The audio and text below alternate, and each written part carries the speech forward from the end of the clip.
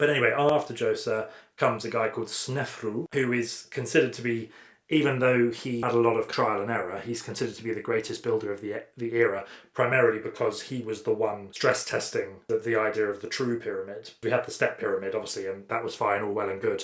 But what we want is this beautiful triangular pyramid. Because again, mathematically, and I think in the hieroglyphs too, the triangle is quite prominent. So I think the Egyptians were aiming for that kind of mathematical perfection with the triangle. Same with other architecture in ancient Egypt. You see as well where obviously they had the obelisks. They also had different pillars and things that they built. All kind of having. So they're great. They're great kind of geometrists, the ancient Egyptians. Yeah. And I would imagine that Pythagoras and all the kind of Greek mathematicians were probably looking to the achievements of the Egyptians for inspiration, I would imagine. Well, they had obviously like in ancient Greece and stuff, they developed like the golden ratio and a lot of it's all about the perception of the building rather than necessarily the perfect measurements. Because it's a bit of a sidetrack. But like the Parthenon in Athens, the stairs look relatively straight when you look at it from a distance, but when you get right up close, like all of the stones are all wonky, it's all uneven. That's an interesting that you say that, because I believe it's Djoser has outbuildings built, but he has them actually built on an angle because they're going to be seen in relation to the pyramid itself. Yeah. So when you're right up close to it, it looks like something's gone wrong, and it's because it's all wonky. But that's not the sort of effect. Yeah, so I wonder.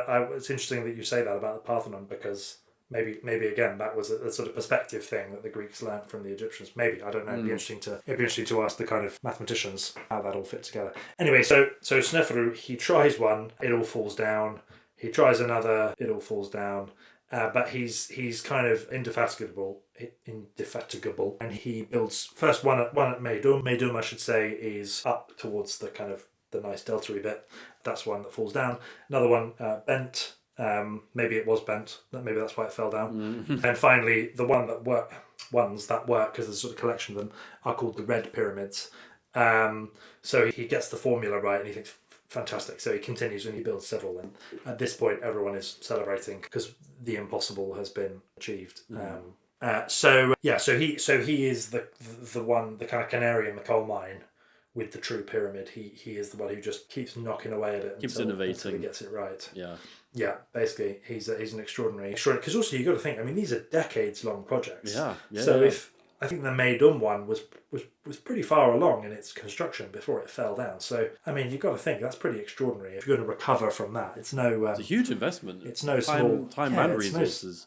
And you've got to think. Economically speaking, what were they must have just had so much grain, I guess, that they were able to. How many Weetabix do you think it cost the highest? How could you afford to just build a pyramid and it fall down and go, oh well, start again? It's an extraordinary. Yeah, people decide, I've just seen my life's work just crumble in front of me. I'll just start again. It's fine. Yeah, just extraordinary.